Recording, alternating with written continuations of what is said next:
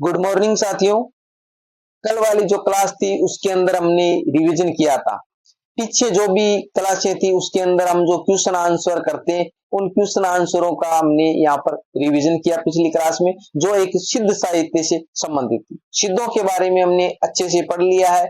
सिद्धों की संख्या है वो 84 थी और नाथों की संख्या है वो 9 है। परंतु नाथों के जो 9 है उनके बारे में हम नहीं पढ़ेंगे। इसके अंदर हम जो गोरखनाथ और चंद्रनाथ है उसी से संबंधित क्वेश्चन अक्सर पूछते, तो इन्हीं के बारे में हम आज की क्लास के अंदर अध्ययन करेंगे। तो मैं बीएल लूणा मेरे यूट्यूब चैनल स्टडी टाइम में आपका हार्दिक स्वागत करता हूं। अगर आप मेरे चैनल पर पहली बार विजिट कर रहे हो तो चैनल को सब्सक्राइब कर रहे, बेल आइकन को ऑल पे प्रेस कर ले, ताकि जब भी मैं कोई नया वीडियो अपलोड करूं तो उसका नोटिफिकेशन आपको तुरंत मिल सके। वीडियो आपको मॉर्निंग में 7:30 पे डेली मिल जाता है, तो कंटिन्यू आप वॉच करते रहे। चाहे आप first grade, second grade, third grade किसी भी एग्जाम की तैयारी कर रहे हो, उसके अंदर आपकी हिंदी भाषा है तो आप मेरे चैनल से नियमित जुड़ सकते हो। फर्स्ट ग्रेड और सेकंड ग्रेड की पहले से प्ले लिस्ट बनी हुई है, जिसके अंदर सारे वीडियो आपको कंटिन्यू मिल जाएंगे, आप जाकर उसको वॉच कर सकते हो। इसके अलावा कुछ सिलेबस में परिवर्तन हुआ तो उसके वीडियो भी आपको मैं समय समय पर उपलब्ध करवा दूंगा। टेलीग्राम चैनल है मेरा, उसको भी आप ज्वाइन कर लीजिए, जिसमें मैं इसकी जो पीडीएफ फाइल है वो सेंड करता रहता हूं। अब बात करें गोरखनाथ की। उस गोरखनाथ को पढ़ने से पहले हमने जो परसों की क्लास में जो पढ़ा था सिद्धों के बारे में, उसके बारे में जो क्वेश्चन है वो मैं आपसे कमेंट में पूछता हूं कि आप उसके जवाब कमेंट में दिया करें। तो उन क्वेश्चन आंसरों को देख लेते हैं। तो देखिए, कहता है वो, कहपा के गुरु का क्या नाम था? आपको कमेंट में मेरे को बताना है, क्योंकि हमने परसों पढ़ा है और अगर आप अच्छे से पढ़ रहे हो, अच्छे से आप देख रहे हो, तो आपको इसका आंसर जरूर आ रहा होगा। तो आप इसके आंसर है वो कमेंट में जरूर दिया करें। कहपा ने कुल कितने ग्रंथ लिखे? सिद्धों में सर्वश्रेष्ठ विद्वान और सबसे बड़े कवि कौन माने जाते हैं? डोबीपा किस जाति के थे? विरूपा के शिष्य कौन माने जाते? तो ये जो 5 क्वेश्चन है जो सिद्धों से संबंधित है, सिद्धों से संबंधित है, और इसके जवाब आपको कमेंट में देने हैं। जरूरी नहीं है भाई आप पांचों के जवाब आप दे पाओ, कोशिश तो यही करें, परंतु जितने के जवाब आपको आते वो आप कमेंट में जरूर दे, इससे आपका अभ्यास होता है। फिर हम रिवीजन करेंगे तो इनके जवाब में आपको अच्छे से बता दूं। आगे देखिए,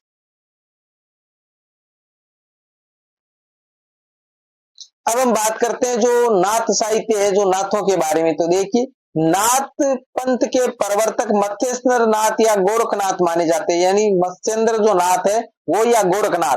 तो मत्स्येंद्र जो नाथ है, आपको बता दूं कि जो सिद्ध साहित्य था हमने पढ़ा है, उस सिद्धों में जो नाथ है वो निकल कर आए हैं।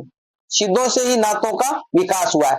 तो पहले जो सिद्ध थे, तो ये मत्स्येंद्र जो नाथ है ये पूर्ण तरीके से नाथ नहीं था। ये मत्स्येंद्र है वो एक क्या था? सिद्ध था, और उस सिद्ध से उसने कुछ परिवर्तन किया और ये नाथों में आ गए। तो कुछ तो ये जो आधे कहने का मतलब आधा टाइम तक ये सिद्ध था, फिर ये नाथ पंथ में आ गया। तो ये पूर्ण तरीके से नहीं है, परंतु जो पूरी तरीके से जो नाथ था वो गोरखनाथ था। तो इसीलिए मत्स्येंद्र नाथ और गोरखनाथ दोनों ही माने जाते हैं नाथ साहित्य के जो प्रवर्तक। परंतु आपको जो ज्यादातर जो आंसर है वो गोरखनाथ ही देना है। एग्जाम में दोनों ऑप्शन आपके एक साथ नहीं मिलते हैं।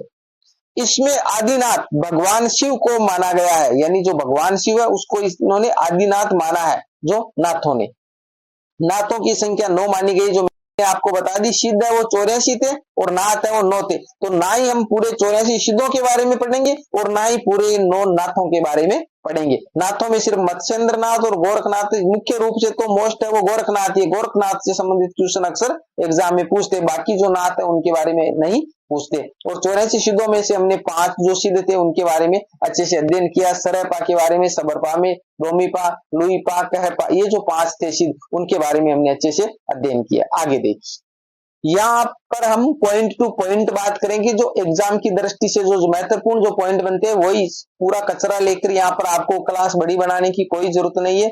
यानी जो मैं आपको क्लास बता रहा हूं ये 10 से लेकर 20 मिनट के बीच में खत्म हो जाती है हमारी क्लासें, ठीक है। परंतु जो 10 से 20 मिनट के अंदर जो क्लासें होती है उसमें से आपको क्वेश्चन पक्का देखने को, प्रत्येक क्लास से आपको एग्जाम में देखना, जिस दिन आपका एग्जाम होता है प्रत्येक क्लास में से आपको क्वेश्चन देखने को मिल जाएगा। और जो बड़ी बड़ी क्लासें होती है वो जो 1 घंटे 2-2 घंटे की जो क्लासें होती है उनमें से आपको क्वेश्चन देखने को नहीं मिलेंगे, क्योंकि वहां पर पॉइंट टू पॉइंट बात न करके फालतू की बातें ज्यादा की जाती है। हम वो फालतू की बातें नहीं करते, सिर्फ एग्जाम रिलेटेड ही जो बातें होती है उसी पर हम चर्चा करते हैं। तो डॉक्टर रामकुमार वर्मा ने नाथ पंथ का चरमोत्कर्ष काल 12वीं से 14वीं शताब्दी माना है। यानी डॉक्टर रामकुमार वर्मा है, उसका मानना है कि जो नाथ पंथ था, जो एक समय था, जो उस नाथ पंथ का जो समय है वो 12वीं से 14वीं शताब्दी के बीच में ही रहा है। नाथ पंथ का विकसित रूप ही भक्ति काल में संत मत कहलाता है। मोस्ट लाइन है, यानी जो नाथ थे, हम पढ़ते आ रहे भाई आदिकाल है, आदिकाल से फिर भक्ति काल आया। तो आदिकाल में क्या था, जैसे पहले जो हमने आगे भी पढ़ा है, लौकिक साहित्य, लौकिक गद्य साहित्य, तापद्य साहित्य, इसके बाद में जो अपभ्रंश साहित्य, आगे हमारा जो सिद्ध साहित्य, फिर नाथ साहित्य, तो ये आगे आगे चला, आगे आगे चला। तो इसके अंदर क्या है कि जो नाथ थे, उस नाथों से ही आगे जो भक्ति काल आया, भक्ति काल में हम जो सूफी साहित्य और संत साहित्य उसके बारे में पढ़ेगा। तो जो संत साहित्य वो किसकी देन है, वो भक्ति काल के अंदर नाथों से ही आए हैं, उसका ही परिवर्तित रूप है। गोरखनाथ का समय विभिन्न विद्वानों द्वारा, ये मोस्ट है, इसको आपको याद करना पड़ेगा अच्छे से, और ये अक्सर पूछते हैं ये सारे। तो गोरखनाथ है, उसका समय अलग अलग विद्वानों ने अलग अलग माना है। तो राहुल शंकरत्यायी ने, उन्होंने 845 ईस्वी माना है गोरखनाथ का समय। डॉक्टर हजारी प्रसाद द्विवेदी, उसने 9वीं शताब्दी माना है। डॉक्टर पीताम्बर दत्त बर्तवाल है, उन्होंने 11वीं शताब्दी माना है। डॉक्टर रामकुमार वर्मा, उन्होंने 13वीं शताब्दी माना है। आचार्य रामचंद्र शुक्ल है, उन्होंने 13वीं शताब्दी माना है। तो कहने का मतलब ये 5 विद्वान हो गए, इन्होंने अलग अलग माना है। राहुल शंकरत्यायी ने 845 है, डॉक्टर हजारी प्रसाद द्विवेदी ने 9वीं शताब्दी है, पीताम्बर दत्त बर्तवाल है वो 11वीं शताब्दी है, और डॉक्टर रामकुमार वर्मा 13वीं शताब्दी है, और आचार्य रामचंद्र शुक्ल वो भी 13वीं शताब्दी है। अब जो इन्होंने जो अलग अलग माना है सारे विद्वानों ने, उसके आधार पर फिर जो सर्वमान्य मत है, सभी ने एक मत होकर कहा है कि सर्वमान्य मत के अनुसार जो 13वीं शताब्दी है, जो डॉक्टर रामकुमार वर्मा और आचार्य रामचंद्र शुक्ल ने 13वीं शताब्दी माना है, यही वो है जो मुख्य है। तो 13वीं शताब्दी का जो प्रारंभ काल है वही गोरखनाथ का समय है। तो आपको सर्वमान्य मत पूछे, सर्वमान्य मत पूछे तो आपको 13वीं शताब्दी का प्रारंभिक काल करना है। बाकी अलग अलग विद्वान को नाम देकर पूछे तो आपको अलग अलग विद्वानों का ये अच्छे से याद रखना है, ठीक है। वैसे देखो राहुल शंकरत्यायी की बात करें तो 845 ईस्वी है, तो ये 9वीं शताब्दी ही होता है, ठीक है। तो ये भी दोनों तो सेम ही है। आगे देखो,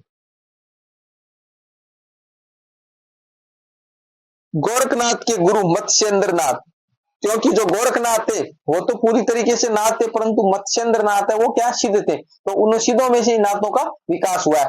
तो ये मत्स्येंद्र नाथ है वो गोरखनाथ के गुरु थे। प्रमुख पंक्ति है, और ये पंक्ति मोस्ट है। पंक्ति क्या है, मोस्ट है।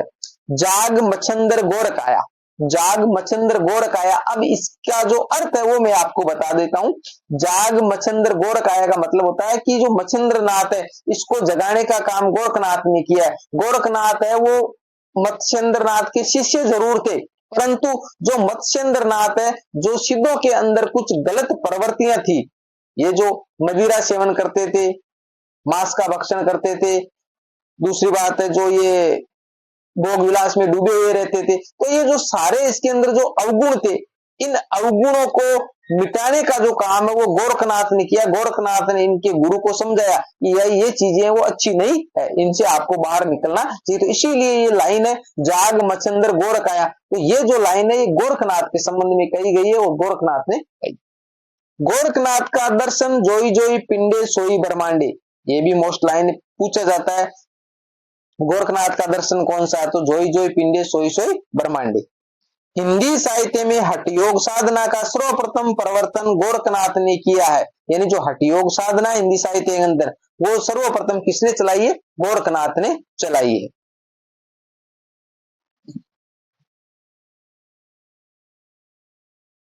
नाथ संप्रदाय में है से अभिप्राय सूर्य से, वह है से अभिप्राय चंद्रमा से। यानी जो हठ योग है ना, हठ योग, अब उस हठ योग के अंदर जो है उसका मतलब इन्होंने सूर्य माना है, और जो ठे उसका मतलब चंद्रमा माना है। डॉक्टर पीताम्बर दत्त बर्तवाल ने गोरखनाथ की रचनाओं का संकलन गोरखवाणी नाम से किया है। ये जो रचना इसके बारे में पूछा गया, गोरखवाणी रचना किसकी है, तो ये जो गोरखवाणी है गोरखनाथ से संबंधित है, परंतु इसका जो संकलन है वो डॉक्टर पीताम्बर दत्त बर्तवाल ने किया है। जो इनकी जो पूरी रचनाएं थी गोरखनाथ की, उनका एक जगह संकलन करके उसका नाम गोरखवाणी रखा है। डॉक्टर हजारी प्रसाद द्विवेदी ने नाथ संप्रदाय को अवधूत मत कहा है, और ये क्वेश्चन भी कई बार पूछा जा चुका है। हजारी प्रसाद द्विवेदी उसने जो नाथ संप्रदाय इसको क्या कहा, अवधूत मत कहा है।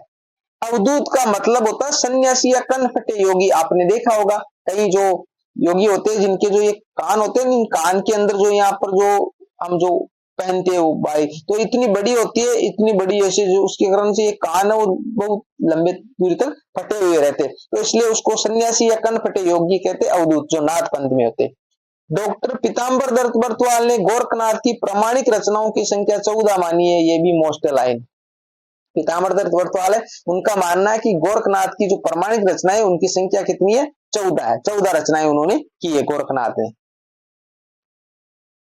एक एक जो लाइन है वो एक एक क्वेश्चन का काम कर रही है, अच्छे से इसको ध्यान रखिए। नाथों की रचनाओं में संदूकड़ी भाषा का प्रयोग किया गया है। तो देखिए यहाँ पर नाम आया संदूकड़ी भाषा, यानी नाथों की रचनाओं की जो भाषा थी वो संदूकड़ी थी। अब जो संदूकड़ी जो नाम है, संदूकड़ी नाम है, और एक नाम आया था पंचमेल खिचड़ी, पंचमेल खिचड़ी। अब ये जो कबीर है उस कबीर की भाषा को एक नाम संदूकड़ी भाषा दिया गया और एक पंचमेल खिचड़ी दिया गया। तो संदूकड़ी जो नाम है वो है और रामचंद्र शुक्ल है, आचार्य रामचंद्र शुक्ल है, उन्होंने कहा है। और पंचमेल खिचड़ी है जो कबीर की जो भाषा है उसको जो श्याम सुंदर दास है, श्याम सुंदर दास, तो श्याम सुंदर दास ने पंचमेल खिचड़ी कहा है और आचार्य रामचंद्र शुक्ल ने कबीर की भाषा को संदूकड़ी कहा है। और नाथों की जो रचनाओं की जो भाषा है वो भी क्या है, संदूकड़ी थी। और संदूकड़ी का मतलब क्या है, इसके अंदर जो अलग अलग भाषाओं का योग किया गया है। हिंदी साहित्य में षट चक्रों वाला योग मार्ग गोरखनाथ की ही देन है, यानी षट चक्रों वाला जो योग मार्ग है वो गोरखनाथ ने चलाया था हिंदी साहित्य में। नाथ संप्रदाय में जालंधर नाथ को बालनाथ कहा जाता है, यानी जालंधर नाथ है उसका नाम क्या था, बालनाथ भी था। मत्स्येंद्र नाथ का वास्तविक नाम विष्णु शर्मा, ये भी क्वेश्चन पूछा गया है, ये शायद कॉलेज लेक्चर या नेट वाले जो एग्जाम था उसके अंदर पूछा गया है। तो मत्स्येंद्र नाथ है उसका वास्तविक नाम क्या था, विष्णु शर्मा। अब जो गोरखनाथ है, पीताम्बर दत्त बर्तवाल ने इसकी जो गोरखनाथ की प्रामाणिक रचना है वो 14 मानी है। तो गोरखनाथ की जो प्रमुख रचना है उनके बारे में देख लेते हैं। तो गोरखनाथ की जो प्रमुख रचनाओं जो पीताम्बर दत्त बर्तवाल ने जो 14 प्रामाणिक रचना मानी है उसमें देखो शिष्य दर्शन है, वो गोरखनाथ की रचना है। प्राण सांखली है, नरवे बोध है, आत्मबोध है, अभय मात्रा योग है, 15 तिथि है, सप्तवार, रोमावली, मच्छिंद्र गोरखबोध, ज्ञान तिलक, ज्ञान चौंतीसा, पंचमात्रा, शब्दी और पद, ये जो 14 रचनाएं हैं जो पीताम्बर दत्त बर्तवाल ने मानी है कि गोरखनाथ की प्रामाणिक रचनाएं हैं। तो ये जो गोरखनाथ और मत्स्येंद्र नाथ से संबंधित जो नाथों का जो वर्णन था वो इतना ही था। इससे संबंधित आपको जो क्वेश्चन है वो एग्जाम में देखने को मिल जाए, इनसे बाहर आपको गोरखनाथ के बारे में कुछ ज्यादा पढ़ने की जरूरत नहीं है। नाथ साहित्य से अगर कोई क्वेश्चन आएगा तो इन्हीं में से आपको देखने को मिल जाएगा। इसके बाद में हम आगे हैं कवि कल्लोल, जिसको कुशल लाभ भी कहा जाता है, उसके बारे में अगली क्लास के अंदर पढ़ेंगे। ये क्लास आपको अच्छी लगी होगी, अच्छी लगी है तो इसको लाइक करिए, अपने दोस्तों के साथ में इसको शेयर कीजिए, जो फायदा आपको मिले अपने दोस्तों को भी मिल सके। किसी भी प्रकार का डाउट कंफ्यूजन आपको होता है तो भी आप मेरे को कमेंट कर सकते हो, किसी भी प्रकार का कोई सवाल होता है आपका तो भी आप मेरे को कमेंट कर सकते हो, और जो मैं क्वेश्चन आपसे पूछता हूं उनके भी जवाब आप कमेंट में दिया करो। मिलते हैं अगली वीडियो में, तब तक के लिए जय भीम जय भारत।